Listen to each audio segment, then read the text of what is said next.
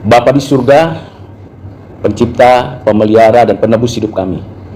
Kami bersyukur karena kasih karuniamu di dalam Kristus yang menjadikan kami anak-anakmu, dan oleh Roh Kudusmu kami dijadikan baru menjadi milik kepunyaanmu. Terpujilah Tuhan yang menolong dan menopang kami, memimpin kami menjadi pelaku firman. Tentulah kami memohon kepadamu, kiranya setiap firman yang kami dengar, kami renungkan, dapat menjadi kekuatan bagi kami untuk menjadi pelaku firman.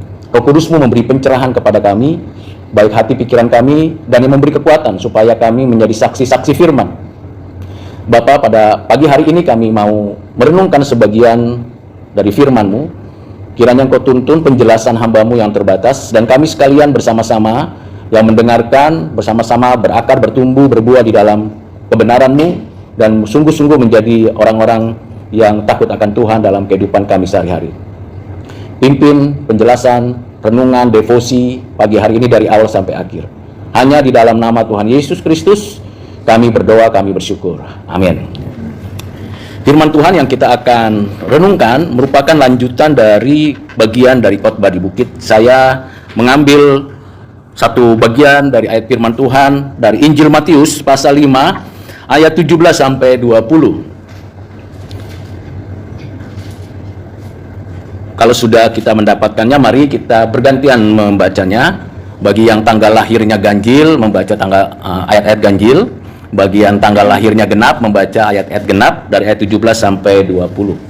1, 2, ya. Janganlah kamu menyangka bahwa aku datang untuk meniadakan hukum Taurat atau kitab para nabi. Aku datang bukan untuk meniadakannya, melainkan untuk menggenapinya. Aku berkata pada sesungguhnya selama belum menyampaikan ini, satu iota atau satu titik pun tidak akan meniadakan dari hukum Taurat sebelum semuanya terjadi.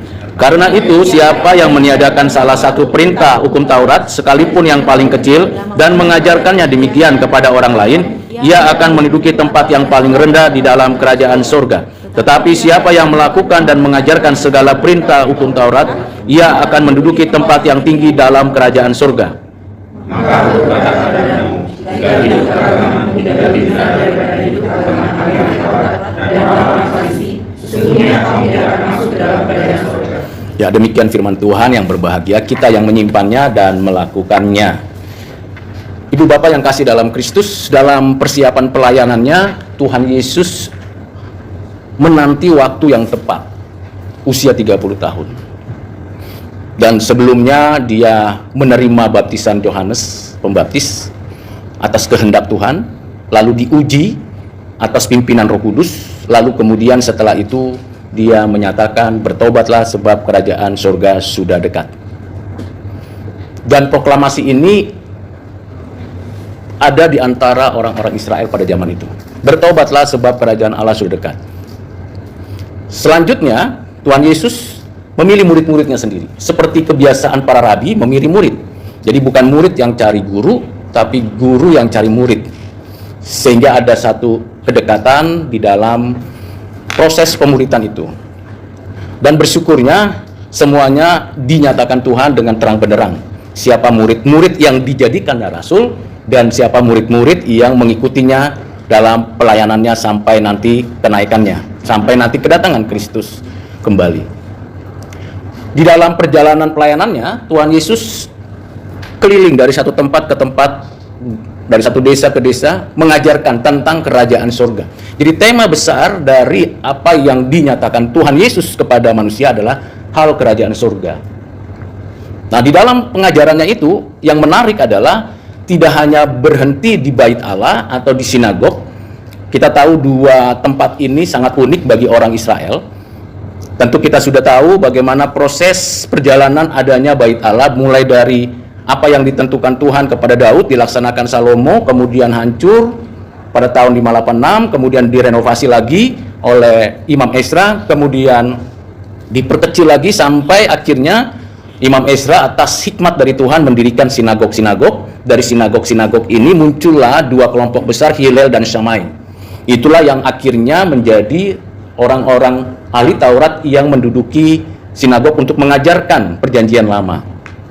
Di dalam konstruksi seperti itu, kita akhirnya mengetahui ada dua tempat yang sangat spesial bagi orang Israel, yaitu Bait Allah dan sinagog. Dan Tuhan Yesus mengajarkan tentang apa yang berkaitan dengan kerajaan Allah berdasarkan pada fondasi perjanjian lama itu di tempat-tempat itu. Nah, ini menjadi menariknya adalah ketika ia ingin menyampaikan pengajarannya kepada murid-muridnya, ternyata orang-orang yang sudah mendengar berita tentang bertobatlah sebab kerajaan sudah dekat, itu berduyun-duyun mengikuti Tuhan, lalu tibalah di sebuah tempat, di sebuah bukit. Dan di bukit itulah Tuhan naik ke atas dan duduk dan mengajar. Ini adalah sesuatu pengecualian, karena biasanya rabi atau para ahli Taurat mengajar di dua tempat itu. Tapi Tuhan Yesus tidak demikian. Dia berani menyatakan pengajarannya di publik dan secara langsung, tanpa ada sebuah ikatan-ikatan keagamaan yang mungkin perlu dipakai sebagai seorang rabi yang mengajar. Nah, di dalam pengajarannya Tuhan Yesus menyampaikan dari pasal 5 sampai pasal yang ke-7. Kata kuncinya adalah tentang kerajaan surga atau kerajaan Allah. Di dalam pembelajaran kita sudah mengikutinya selama 2 minggu ini mengenai kata yang paling penting, yaitu diberkati. Diberkati selalu merujuk kepada spiritualitas, kedalaman intimasi dengan Kristus, dan bagaimana kita memiliki suatu personal relationship with God. Jadi orang-orang yang diberkati adalah demikian ciri khasnya, identitasnya, dan statusnya di hadapan Tuhan. Dia bergantung kepada Tuhan, selalu menyadari keberadaannya yang terbatas, selalu berharap bergantung supaya hidupnya sungguh-sungguh menyelenggarakan yang disebut dengan kedamaian, kemudian kemurahan hati, dan sebagainya. Semuanya hanya mungkin kalau kita berada di dalam Kristus. Dan bagaimana mungkin kita bisa berada di dalam Kristus kalau tidak ditarik oleh kasih anugerah Bapa? Dan bagaimana itu bisa dikerjakan di dalam kita kecuali Roh Kudus bekerja di dalam hidup kita. Jadi secara tidak langsung memberikan penegasan kepada kita bahwa ada orang-orang yang diberkati, yang dinyatakan Tuhan adalah orang-orang yang khusus, yang spesial, yang secara nyata itu orang-orang yang mendapatkan kasih karunia, pekerjaan Roh Kudus, dan kita di dalam Kristus. Apakah semua orang diberkati? Pertanyaan ini menjadi pertanyaan klasik. Bukankah ada orang-orang yang tidak percaya, sepertinya quote and quote seperti Mazmur 73, sukses, berhasil, dan limpah ruah? Tetapi kenyataannya tidak demikian. Ada perbedaan perspektif. Kalau kita melihat diberkati dalam perspektif dunia, maka kita mengetahui bahwa itu selalu berkaitan dengan materi, dengan jabatan, dengan posisi, dengan situasi yang betul-betul membawa kita kepada suatu suasana self-center, saya sudah mencapai. Dan biasanya itu akan dikejar oleh banyak orang dan dunia menawarkan itu, puasa gelap menawarkan itu. Tetapi yang dimaksud dengan diberkati ini adalah di dalam Kristus, hidup di dalam Kristus. Hidup memiliki tujuan dan makna yang ditetapkan oleh Allah dalam kerangka kerajaan surga. Jadi kalau kita mau lihat negasinya, diberkati berarti ada orang yang tidak diberkati. Walaupun di dalam pemeliharaan Tuhan hidupnya berhasil, ada orang yang tidak diberkati. Dan orang yang tidak diberkati adalah orang-orang yang tidak mau mengandalkan Tuhan. Tidak mau, di sini dikatakan, menyadari kedukaannya karena keberdosaannya. Tidak sungguh-sungguh mencari, menemukan, mempelajari firman. Tidak hidup di dalam satu karakter yang saleh, bermurah hati seperti Allah di dalam Kristus bermurah hati kepadanya. Nah, itu orang-orang yang tidak diberkati dalam perspektif kerajaan surga. Bapak Ibu, apakah Bapak Ibu mau yang tidak diberkati atau diberkati? Pasti jawabannya maunya diberkati. Tetapi ada tanggung jawab kita untuk itu. Memang Tuhan yang memberi, memang Tuhan yang mengaruniakan, tetapi satu pihak kita pun bertanggung jawab bagaimana kita bisa tetap ada di dalam pemberkatan Tuhan itu. Di ayat 13 dan 14 Tuhan memberikan status kepada kita, garam dan terang. Bukan kamu menjadi, kebanyakan kita seringkali mendengar, aku mau jadi garam deh, aku mau jadi terang. Tidak, adalah adalah. Berarti kita garam, kita terang. Tentu terang yang dikaruniakan, bukan terang pada dirinya sendiri. Berarti status itu untuk menunjukkan bahwa kita sebagai garam dan terang adalah orang-orang yang menunjukkan hidup di dalam pemberkatan dari Tuhan, diberkati oleh Tuhan. Ini yang dinyatakan Tuhan di awal di dalam khotbahnya di bukit. Sampai di sana, pendengar, orang-orang di sekitar yang mendengarkan itu, kalau kita mau bisa bayangkan, itu tidak terlalu menjadi kesulitan besar menerima. Karena memang setiap orang ingin hidup diberkati. Lalu yang menjadi pertanyaan kita, siapa dia kok bicara tentang diberkati dan memberi status kepada kita? Kan tidak semua orang bisa mengenal Kristus walaupun dia dengar tentang Kristus. Saya ulangi Bapak Ibu, kalau ini penting. Tidak semua orang yang sepertinya tahu siapa Yesus itu mau kenal dengan Kristus. Jadi ada rasa apatis, kecurigaan, siapa dia ini? Di publik, ini untuk pertama kalinya Tuhan mengatakan siapa dirinya. Menjadi menarik sekali karena hampir bisa dikatakan para rabi jarang menjelaskan ini di publik. Jadi kalau zaman sekarang itu publiknya adalah media sosial. Pernahkah Bapak Ibu menyaksikan Kristus di media sosial? Saya anak terang, saya garam. Di ayat 17 ada semacam pergeseran topik di situ. Tapi sebenarnya ingin menegaskan siapa yang menyatakan diberkati dan memberikan status kepada kita sebagai anak garam, sebagai garam dan terang dunia. Dimulai dengan satu kata yang sangat sering nanti diungkapkan oleh Tuhan, kata itu janganlah. Janganlah, nanti ada ayat-ayat berikutnya. Mari kita lihat, selidiki dan kita mencermati bersama. Janganlah kamu menyangka bahwa aku datang untuk meniadakan hukum Taurat dan kitab para nabi. Menyangka. Jadi seakan-akan kalau dalam beberapa ahli mengatakan bahwa Yesus itu adalah pengajaran sempalan dari Judaisme. Sempalan berarti dia berbeda gitu. Ada yang mengatakan Yesus itu berbeda sama sekali pengajarannya. Dia tidak mengakui apa yang menjadi tradisi Judaisme. Karena memang kita tahu di masa 400 tahun para ahli itu karena tidak ada lagi negara punya kerajaan, tidak ada nabi yang diutus, maka para ahli Taurat itu menafsir dan menjadi sebuah pengajaran-pengajaran yang dibukukan, lalu menafsir semua perjanjian lama dalam perspektif mereka, sehingga menimbulkan sebuah pengertian yang berbeda, meaningnya antara perjanjian lama yang ansih pada dirinya dengan tafsiran dari para ahli Taurat. Jadi kebiasaan selama 400 tahun, paling tidak beberapa generasi, mereka sudah menerima berbagai perbedaan penafsiran. Jadi ketika Tuhan menyatakan ini, seolah-olah dia dicurigai, ini bukan perjanjian lama, ini juga bukan yang ditafsir oleh para ahli Taurat yang memiliki otoritas untuk menafsir waktu itu. Untuk menafsir perjanjian lama dan perjanjian baru itu punya otoritas. Yang zaman sekarang seringkali semua orang suka nafsir sembarangan. Ya pokoknya dia nggak sekolah pun, nggak kuliah pun, nggak belajar teologi pun, pokoknya tafsir aja dia. Padahal dia lupa bahwa menjadi sekolah, belajar kuliah seperti saya itu, kuliah dari tahun 2004 ke 2012, sekarang kuliah lagi tetap. Belajar lagi. Karena masih banyak hal yang belum dimengerti, dipahami. Bapak Ibu, mari kita lihat. Banyak menyangka seperti itu. Tapi Tuhan mengatakan apa? Aku datang bukan meniadakan, tapi menggenapi. Meniadakan dan menggenapi. Langsung dibuat kontras. Aku datang bukan meniadakan.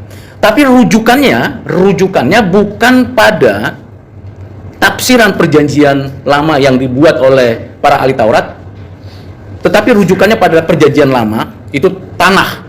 Perjanjian lama itu tanah, Torah, Naviim, Ketupim. Ada 22 kitab. Kitab-kitab yang ditulis Musa, kemudian kitab-kitab Nabi, lalu puisi.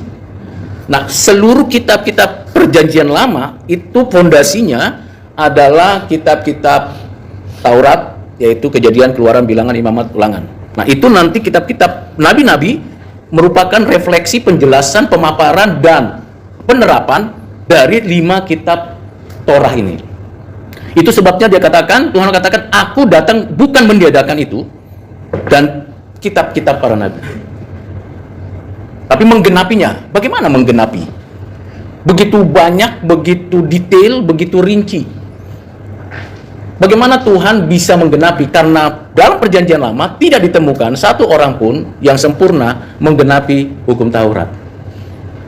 Karena hukum Taurat itu satu kesatuan yang tidak terpisahkan, dapat dibedakan, yang rinciannya itu begitu detail, begitu ketat, Sehingga tidak ada seorang nabi pun yang bisa menerapkan itu dengan sempurna.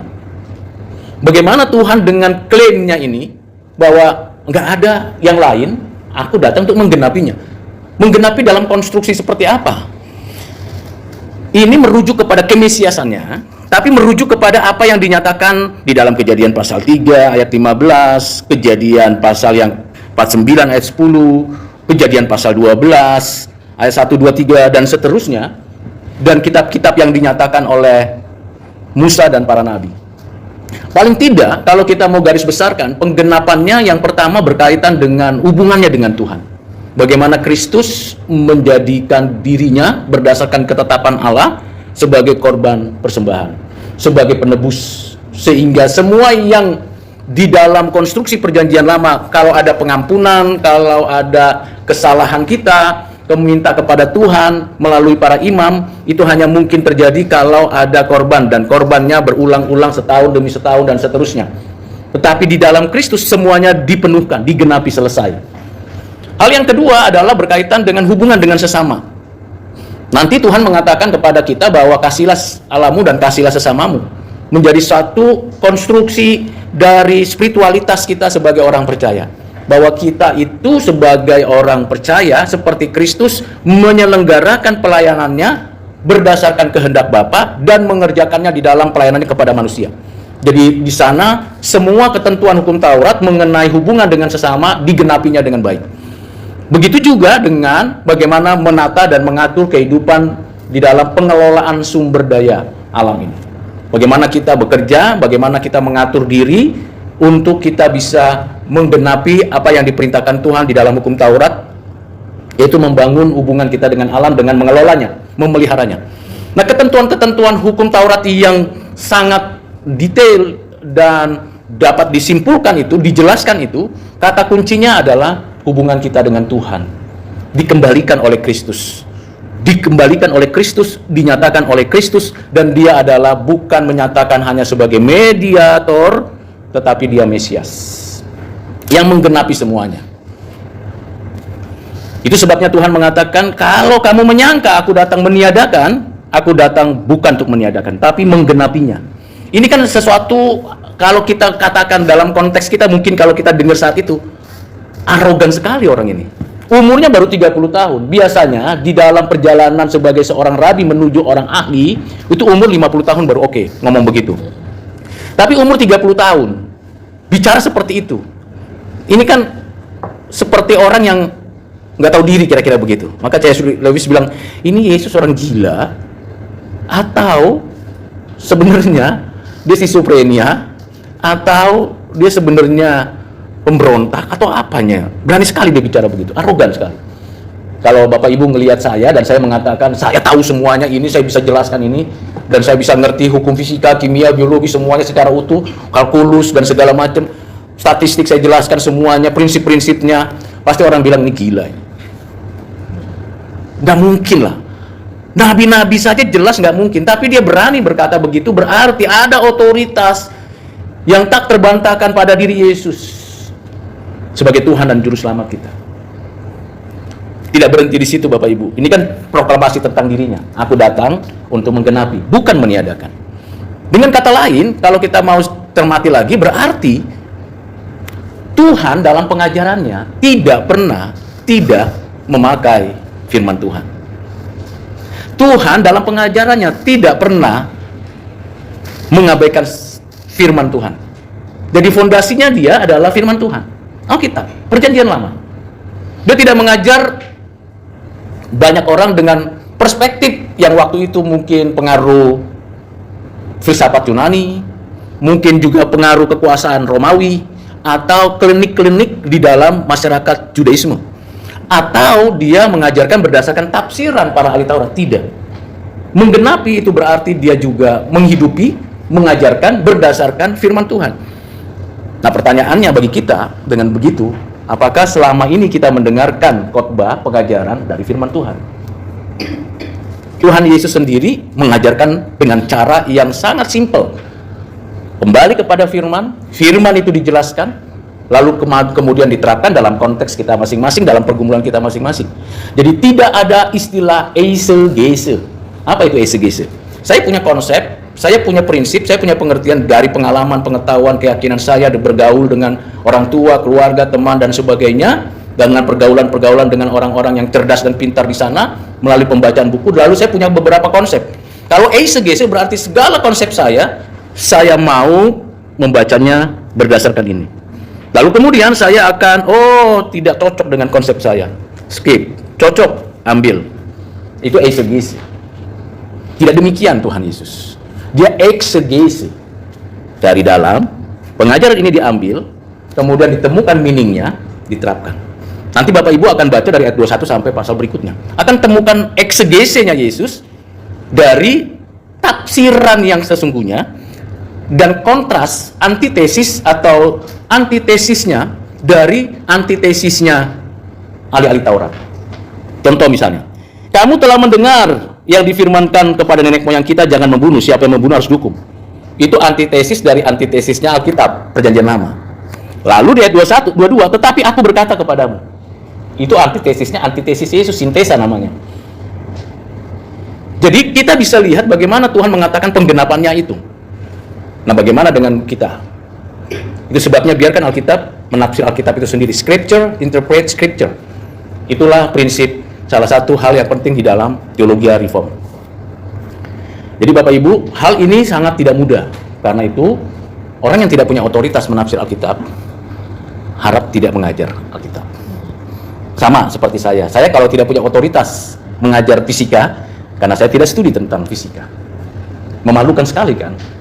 Saya mengajar tentang fisika, tapi saya nggak pernah studi tentang fisika. S1 pun tidak. Jadi sebenarnya ayat ini sedang memberikan tempelak kepada kita. Dan ahli-ahli Taurat pada waktu itu mungkin dengar juga, karena sudah heboh kan? Karena dengar banyak orang heboh pasti. Kalau kumpul banyak orang di zaman sekarang saja sudah heboh, apalagi zaman itu. Bapak Ibu, mari kita lihat bagian berikutnya, ayat 18. Karena aku berkata kepadamu, sesungguhnya selama belum lenyap langit dan bumi ini, satu iota atau satu titik pun tidak akan ditiadakan dari hukum Taurat sebelum semuanya terjadi. Ini eskatologis. Jadi ketika Tuhan menjelaskan tentang deskripsi background, latar belakang mengapa dia menegaskan ini, lalu dia membawa ini ke dalam satu pemikiran eskatologis. Menarik.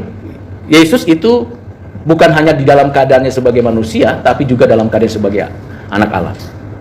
Dia menempatkan hukum Taurat bukan berhenti pada masa lalu dan berada pada masa kini, tapi pada masa yang akan datang. Artinya kalau kita jadi pengikut Kristus, murid Kristus, jangan kita malas baca Perjanjian Lama. Apalagi kitab Imamat, Bapak Ibu. Ya, panjang 3 asta. Asta itu berapa senti sih? Saya searching Google, Chat GPT, kita bisa cek itu. Buat kemah suci, kain ungu, kain kermizi, emas. Wow. Bisa punya pengetahuan itu zaman itu, 1450 sebelum Masehi, itu amazing bagi saya. Mungkin bagi kita sekarang, itu kan tinggal lihat internet. Yes. Tapi zaman itu, kalau kita hidup zaman itu, wow, keren sekali. Bisa ada pengukuran yang begitu ketat, begitu detail, pewarnaan, tata bentuk, ruang, arsitektur zaman itu, dan itu semuanya terang benderang dijelaskan dalam Perjanjian Lama. Sayang sekali kita hanya melihat kekagumannya dengan narasi-narasi saja. Detail-detail ayat itu sangat mengagumkan. Berapa kali Bapak Ibu baca Alkitab Perjanjian Lama? Itu hutang kita kalau belum pernah. Bacalah dan nikmatilah. Karena Tuhan Yesus mengatakan, aku ngajar melalui itu. Oke, baik. Kita lanjut Bapak Ibu ya. Jadi nggak ada yang tidak dilaksanakan dalam Perjanjian Lama. Ada yang continue dan ada yang discontinue memang. Kita tidak lagi bawa kambing domba, karena kita juga nggak melihara kambing domba orang lain ke gereja kita. Nggak perlu, karena Kristus sudah selesai di situ. Tapi kita tetap beribadah bersama. Ibadah itu kerja, kerja itu ibadah, prinsip dalam Perjanjian Lama. Ibadah komunal itu mesti dilakukan, prinsip dalam Perjanjian Lama. Ibadah dan Syabat untuk pekerjaan itu ada prinsip dalam Perjanjian Lama. Itu kita bawa terus sampai akhir kedatangan Tuhan. Eskatologis. Dan di sini kita bisa melihat bahwa orang Kristen tidak anti aturan dan tidak anti hukum. Ada memang sebagian orang Kristen, pokoknya perjanjian baru saja penuh dengan kasih karunia, tidak perlu aturan-aturan. Aturan itu apa ya? Oh tidak, Tuhan ciptakan semua dengan teratur, ada aturannya. Ada hukum yang menata, mengatur sistem kehidupan. Dalam tubuh kita ini saja ada aturannya. Nggak ada di sini yang tiba-tiba sembarangan masuk begitu, sembrono. Nggak, ada ketentuannya. Ada metabolisme tubuh kita yang teratur demikian rupa, hubungan kita dengan sesama, hubungan kita dengan alam, semua diatur Tuhan. Kok ada orang yang berani mengatakan tidak perlu hukum lagi, yang penting kasih karunia? What happened? Tidak demikian Bapak Ibu. Di dalam hukum itu kasih karunia dinyatakan Tuhan. Dan di dalam kasih karunia Tuhan itu kita menikmati hukum dengan penuh keindahan dan baik adanya. Semua demikian. Jadi aneh sekali kalau ada yang menolak hukum Taurat. Tapi aneh sekali juga kalau ada orang yang menekankan hanya hukum Taurat. Jadi legalisme. Ada seperti itu. Nggak ada belas kasihan lagi. Jadi betul-betul ketat sekali gitu.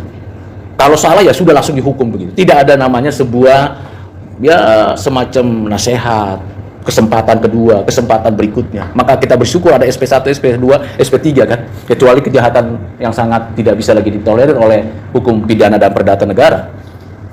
Tapi kalau masih bisa, kita bersyukur masih ada itu. Ada aturan. Aturan itu yang memberikan kepada kita kebebasan kita terarah. Tidak liar Bapak Ibu. Nah ini implikasi-implikasi yang kita bisa lihat. Maka tidak akan ada hukum yang ditiadakan oleh Tuhan. Digenapi setahap proses sampai kedatangan Kristus kembali. Berarti hukum Tuhan itu bersifat eskatologis dan kekinian, already and not yet. Ada yang sudah selesai, ada yang belum. Konstruksi berpikir itulah di dalam kerajaan Allah. Already and not yet. Baik, kita lanjut ya Bapak Ibu. Ini agak tegang sedikit kelihatannya Bapak Ibu. Tidak apa-apa. Jadi mengajarkannya di ayat yang ke-19. Karena itu siapa yang meniadakan salah satu perintah hukum Taurat, sekalipun yang paling kecil, dan mengajarkannya demikian kepada orang lain, ia akan menduduki tempat yang paling rendah di dalam kerajaan surga. Wow. Tetap masuk surga dia. Ada 3 level nanti ya, yang tetap masuk surga. Paling bawah. Ada yang walaupun dia ngajari tapi dia nggak lakukan. Atau dia the half truth. Padahal the half truth is not truth. Sedikit aja, jangan mencuri.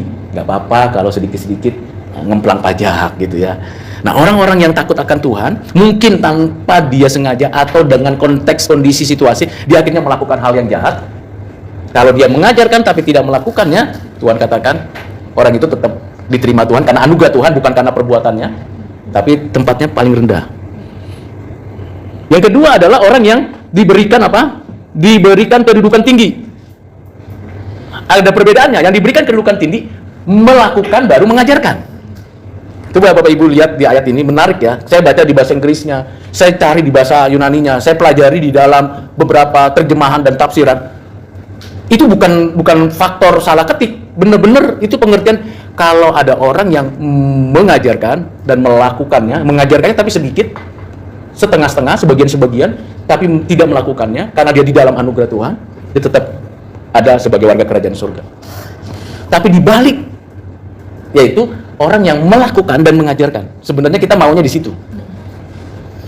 Jadi terlalu cepat banyak orang jadi guru. Kalau pengkhotbah bilang hati-hati yang jadi guru. Maka saya jadi dosen ini menjadi harus tanggung jawabnya jauh lebih besar nanti di hari penghakiman Bapak Ibu. Seriusan. Karena salah ngomong sedikit aja. Itu bukan hanya heboh di kampus, bukan hanya heboh di orang tua, tapi di hadapan Tuhan. Itu menakutkan. Kita dihukum berdasarkan apa yang kau ucapkan, apa yang kau katakan. Matius 12 ayat 37. Menurut ucapanmu kau dihukum, menurut ucapanmu kau dibenarkan. Jadi lakukan dulu, baru ngajarkan. Kita kan maunya ngajarin dulu. Ya, saya sebagai orang tua punya anak 3, dari kecil selalu ngajarin dulu kan. Nah, berdoa ya, baca firman. Nah, ikuti ya perintah Tuhan. Ayo ke gereja, kan begitu. Papa mama saya juga begitu. Pertanyaannya, Ruth, lo udah lakukan belum ya? Kasih tetangganya lempar sampah sembarangan misalnya. Kita sudah bilang, kasihlah sesama manusia. Kita langsung maki-maki. Nggak ngajarin, nggak lakukan.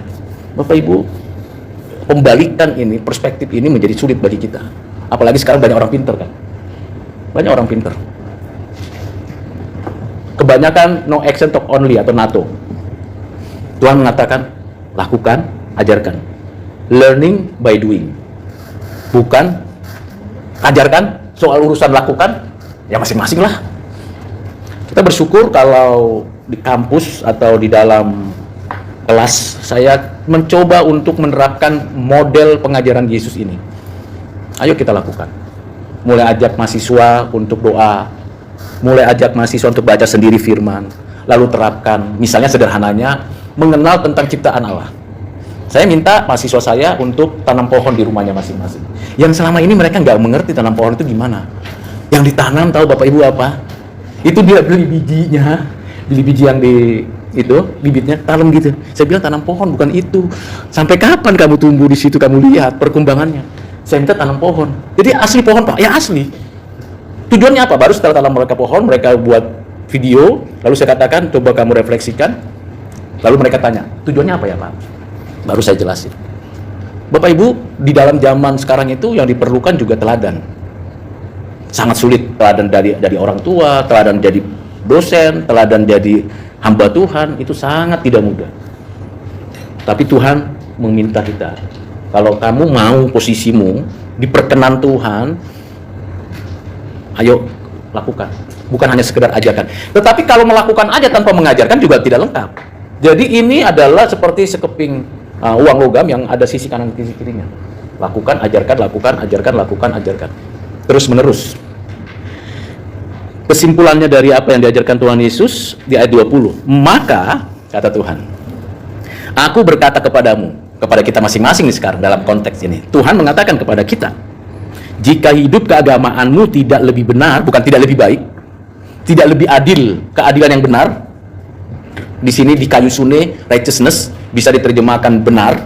Jika hidup keagamaanmu tidak lebih benar daripada hidup keagamaan ahli-ahli Taurat dan orang-orang Farisi, sesungguhnya kamu tidak akan masuk ke dalam kerajaan surga. Kesimpulannya agak berbeda ya dengan yang tadi. Yang tadi, oke, kamu hanya menjadi pelaku sedikit, kamu bisa di kelompok kecil, di bagian bawah. Tapi kalau kamu melakukan dan mengajarkan dengan benar, kamu di atas. Tapi di dalam ayat 20 ini ada yang berbeda. Jikalau hidup keagamaanmu, religiusitasmu, ya hidup keagamaan berarti entah diajarkan Tuhan itu puasa apa, berdoa, memuji Tuhan, beribadah, mengasihi orang dan sebagainya, nanti dijelaskan, tidak lebih benar, berarti bukan bicara soal baik.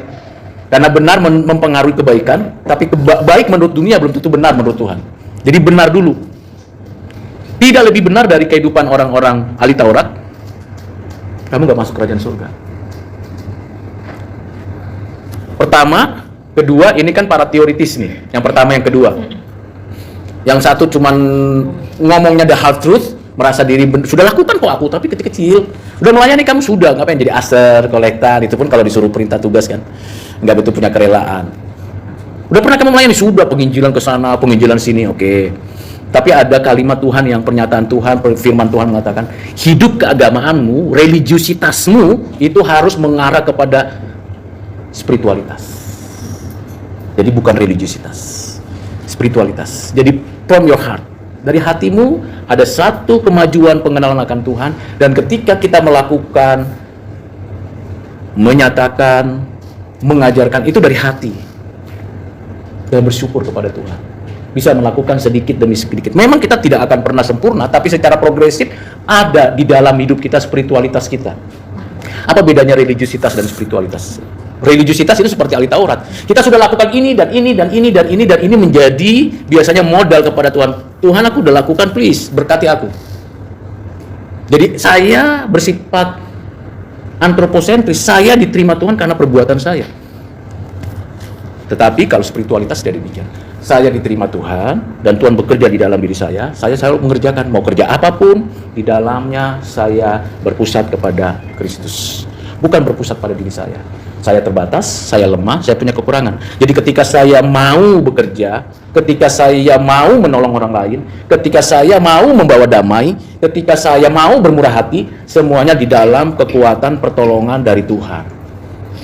Kalau yang religiusitas, saya memberi, saya melakukan ini dan itu, menjadi modal saya diterima Tuhan.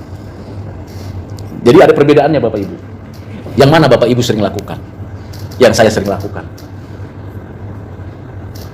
Itu tergantung pada penilaian Bapak Ibu masing-masing. Saya nggak punya hak menilai. Saya pun masih menilai diri saya sendiri. Tuhan, dari sekian banyak yang saya lakukan selama 55 tahun hidup saya, menjelang 56 tahun ini, Yang mana sebenarnya engkau berkenan? Maka Paulus pernah berkata, semua di belakangku itu sampah, nggak berkenan di hadapan Tuhan. Walaupun religiusitasnya number one. Bukan tidak beragama. Lalu setelah itu dia rela datang, rela mengerjakannya, tanpa memikirkan lagi keadaannya, mau susah, mau senang, bersuka cita mengerjakannya. Nah, itulah hidup di dalam kerajaan surga, Bapak Ibu. Itulah hidup diberkati Tuhan. Mau diberkati Tuhan atau nggak mau? Kalau mau, religiusitas kita harus bertumbuh. Kalau dikasih tugas, jangan ngedumel. Menggeser perspektif kita, itu kalau bisa, itu karena anugerah Tuhan. Supaya jangan hidup keagamaanku di bawahnya hukum Taurat, lebih rendah dari ahli Taurat, memalukan bukan? Tapi kita melampaui itu karena spiritualitas. Tuhan dekat dengan kita, Tuhan menolong kita. Kiranya Tuhan menolong Bapak Ibu dalam aktivitas sehari-hari, dan diberkati Tuhan, dan menikmati Tuhan dalam keseharian, dan rasakan penyertaan Tuhan tiap saat. Bapak Ibu, kadang-kadang karena kita tidak punya intensi untuk melakukan itu untuk diri. Jadi kalau kita lakukan untuk Tuhan, kita nggak mikirin hanya untuk diri sendiri. Itu spiritualitas. Bangun seperti itu. Bangun seperti itu, Bapak Ibu. Seperti Kristus yang rela mati menebus kita. Dihianati, tetap mengasihi. Dicaci maki, tetap memberkati. Bahkan orang yang setengah kebenaran aja pun masih diterima. Konon lagi Bapak Ibu dan kita yang diberkati Tuhan. Kiranya Tuhan menolong kita sekalian. Amin. Mari kita berdoa. Bapak, penjelasan hamba-Mu terbatas sekali. Pengertian-pengertian yang hamba sampaikan Bun terbatas. Kata-kata yang perlu diungkapkan untuk menjelaskan kedalaman firman-Mu juga terbatas. Hamba-Mu bermohon kiranya Bapak oleh Roh-Mu berilah pencerahan kepada kami sekalian, termasuk hamba-Mu lagi, supaya setiap bagian firman yang kami baca dan dengarkan penjelasannya lebih hidup dan menghidupkan hati kami, sehingga kami tidak hanya sekedar tahu, ngerti, lalu menyetujui firman, tetapi kami mau supaya spiritualitas kami bertambah meningkat kualitasnya, dan kami mau melaksanakan kehendak-Mu ya Bapa. Kiranya kami sekalian semuanya di dalam keadaan sehat. Apabila ada keluarga, kerabat, saudara, atau kami sendiri mengalami pergumulan ya Tuhan, Engkau nyatakan kasih-Mu, teguhkan iman kami. Kalau yang punya kelemahan fisik, Engkau nyatakan kuasa-Mu menyembuhkan. Kalau ada yang pergumulan rumah tangga, orang tua, anak, keluarga, Engkau tolong, Engkau sertai, Engkau beri jalan keluar. Dan dalam pekerjaan-pekerjaan daripada Bapak Ibu yang ada di sini ya Bapak di surga, Engkau tolong beri hikmat bijaksana, beri kesatuan hati, beri kesegaran dalam berkarya, mengerjakan tugas menurut kehendak-Mu. Inilah permohonan kami ya Bapa, kiranya Tuhan berkenan. Di dalam nama Tuhan Yesus, kami berdoa bersyukur. Amin.